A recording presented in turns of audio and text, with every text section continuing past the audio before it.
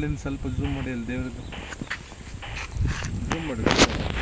ಬೈಕಲ್ಲಿ ಹಾವು ಸೇರ್ಕೊಂಡಿತ್ತು. ಯಾವ ಗಾಡಿ ಸರ್ ಇದು? Jupiter sir. ಅಲ್ಲೇ ಇದ್ರ ಕೆಳಗಡೆಯಿಂದ ಟೈರ್ ಹತ್ರದಿಂದ ಮೇಲೆ ಇದು ಲೈಟ್ ಹೆಡ್ಲೈಟ್ ಹತ್ರ ಬಂದು ಸೇರಿತ್ತು. ದೇವರು ದೇವರ ಹಾವು ಎಂದರೆ ಯಾರಿಗೆ ಭಯವಿಲ್ಲ ಹೇಳಿ.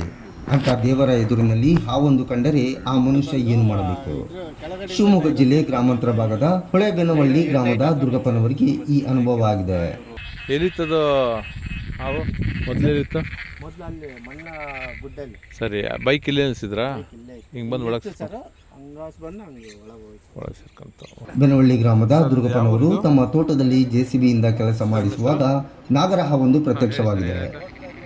ಈ ಸಮಯದಲ್ಲಿ ಗಾಬರಿಗೊಂಡ ದುರ್ಗಪ್ಪ ಶಿವಮೊಗ್ಗದ ಉರಗ ತಜ್ಞ ಸ್ನೇಕ್ ಕಿರಣ್ಗೆ ಕರೆ ಮಾಡಿದ್ದಾರೆ. ಕೂಡಲೇ ಸ್ಥಳಕ್ಕೆ ಬಂದ ಕಿರಣ್ ಎಂದಿನಂತೆ ಮೊದಲು ಸ್ಥಳದ ಬಗ್ಗೆ ಮಾಹಿತಿ ಪಡೆದಿದ್ದಾರೆ.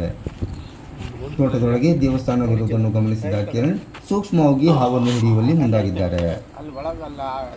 ತೋಟದ ಮಾಲೀಕ ದುರ್ಗಪ್ಪ ಹೇಳುವ ಪ್ರಕಾರ ಜೆಸಿಬಿ ಮೂಲಕ ಕೆಲಸ ಮಾಡುವಾಗ ನಾಗರಹಾವೊಂದು ಬಂದು ತಮ್ಮ ಜುಪಿಟರ್ ಬೈಕ್ ವಾಹನದ ಡ್ಯಾಶ್ ಬೋರ್ಡಿನಲ್ಲಿ ಸೇರಿಕೊಂಡಿದೆ.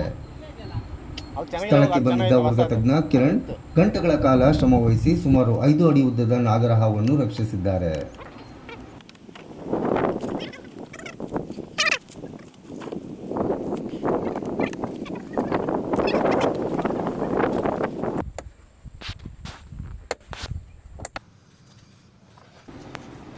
ಹಾವು ಸೆರೆ ಸಿಕ್ಕ ನಂತರ ತೋಟದ ಮಾಲೀಕರಾದ ದುರ್ಗಪ್ಪ ದೈಹಿಕವಾಗಿಯೂ ಧಾರ್ಮಿಕವಾಗಿಯೂ ನಿಟ್ಟುಸಿರು ಬಿಡುವಂತಾಗಿದೆ.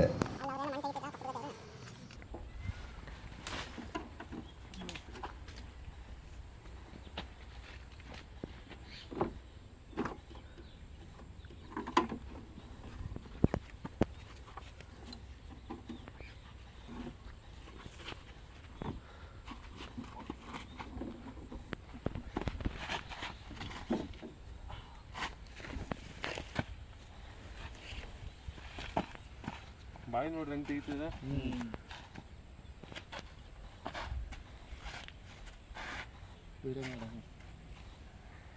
ಬಾಯಿ ತೆಗಿ ಹಾವುಗಳು ಭಾಳ ಹುಷಾರಾಗಿರ್ಬೇಕು.